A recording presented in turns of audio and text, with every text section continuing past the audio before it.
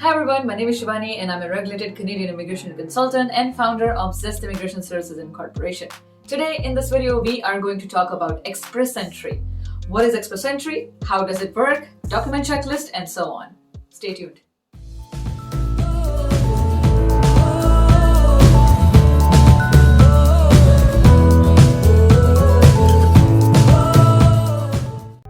So let's get started. What is Express Entry? Express Entry is a Canadian online immigration application system. It allows people to submit a profile and be considered as a skilled immigrant. Candidates with the highest rankings are invited to apply for permanent residency through this system. How does Express Entry work? Well, if you complete an online profile using the Express Entry government portal, also known as RCIC portal, your application will be ranked according to a point system. The Express Entry draws are conducted usually every 15 days. However, recently it hasn't been the case, and especially in COVID times, they didn't run draws and all that. But usually it's every 15 days, subject to change though. and the candidates are required to meet the minimum cutoff score as per the draw to become eligible for a PR invitation. Now, if you meet or exceed this cutoff score, then you'll be invited to apply for permanent residence as a skilled immigrant under the Express Entry system.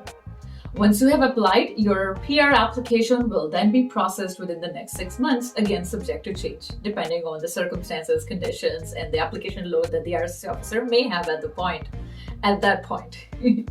Okay, so which immigration programs are covered under the Express Entry system?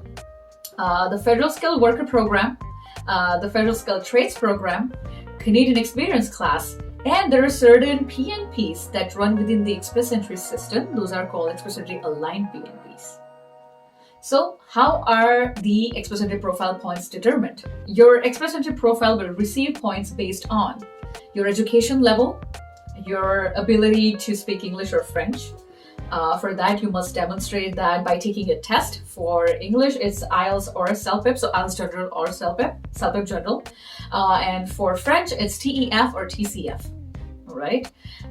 And then your work experience and skills, your age, whether you have a Canadian job offer or not. It's not mandatory into the Express Entry, but if you do, it has to be a valid offer.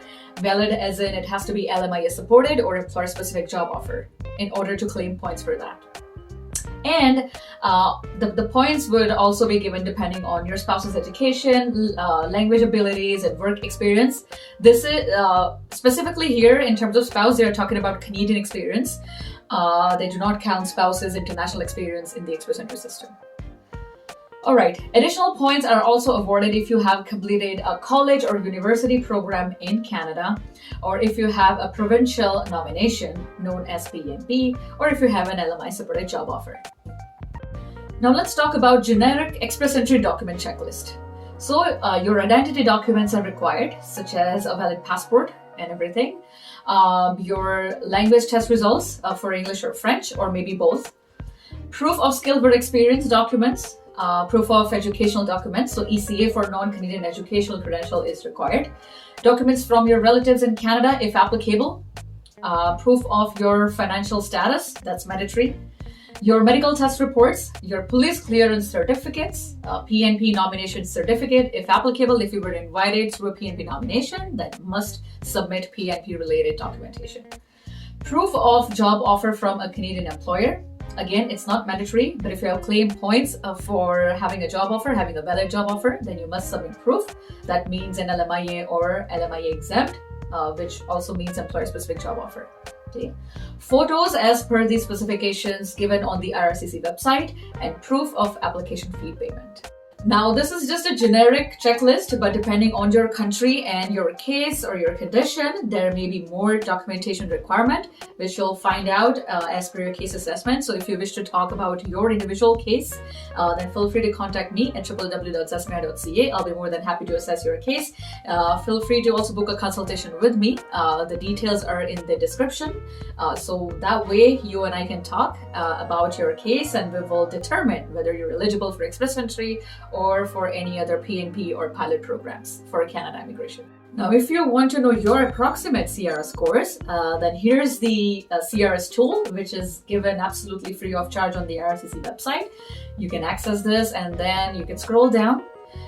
You can answer all these questions, and that way you will be able to see your total scores. Now, there are ways to increase your CRS scores. How? You can choose to study in Canada, get the Canadian education added to your profile, and you'll get additional scores. You can perform better in your IELTS test or in your TEF, TCF, or CELBIP test and score higher. Also, you can try to secure an LMIA or employer-specific job offer using Job Bank or any valid source like Job Bank. And if you have one, you get additional 50 points for that. If you take French test along with English test, then you get points for both languages, depending on what score you have. And by increasing your work experience. So if you are currently outside Canada, you can continue to work. And if you have worked for more than 1 year, 2 years, or perhaps 3 years or more, you get additional points for that. If you're currently in Canada, again, continue to work, and then depending on your work permit validation, how long is it valid for and all that. So definitely, if you have time, if you have a skill job, that means NOC OAB, tier 0, 1, 2, 3, then in that case, if you have just 1 year of experience, you can continue to gain another year, and then you may be scoring more points.